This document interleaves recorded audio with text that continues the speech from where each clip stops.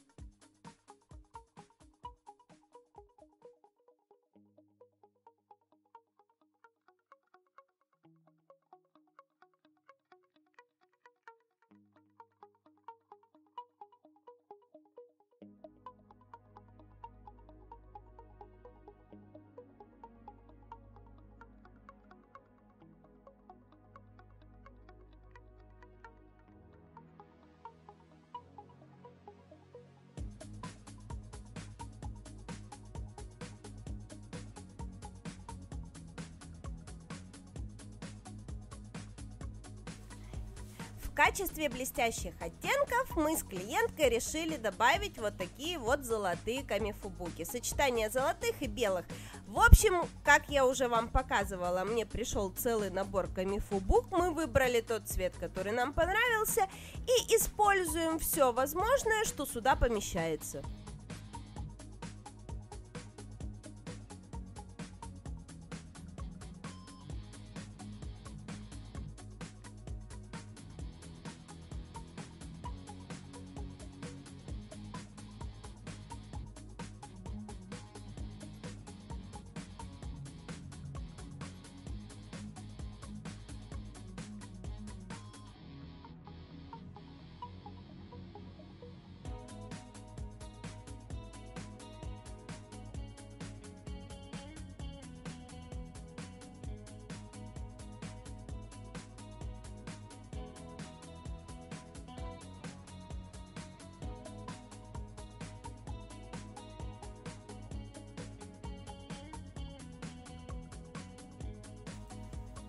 Перекрываем наш практически готовый дизайн финишем. Следим за тем, чтобы камифубуки у нас финишем заровнялись и не вытарчивали на поверхность. Вот это, в принципе, основное, зачем нужно в данном случае проследить. А теперь уже непосредственно поверх финиша добавляем белой объемной прорисовки. Создаем мало того, что физический объем при помощи капелек геля, при этом у нас получается еще и оптический объем, поскольку вот этот вот гель смотрится белее, чем предыдущий, потому что какой бы ни был финиш, он все равно слегка изменяет белый цвет.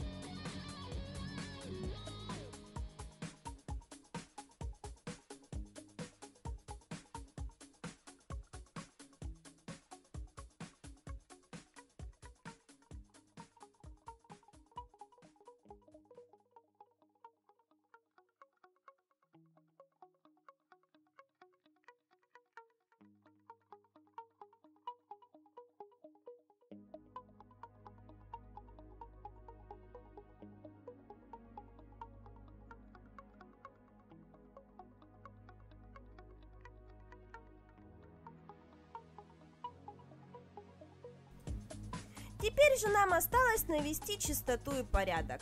Пигмент – это такая штука, работать с которым получается довольно-таки грязно, потому что в пигменте получается все. И клиент с ног до головы, и мастер в то же время точно так же с ног до головы в пигменте. Главное в пигменты не чихать, потому что были такие прецеденты, тогда уже точно от пигментов придется вымываться в ванной.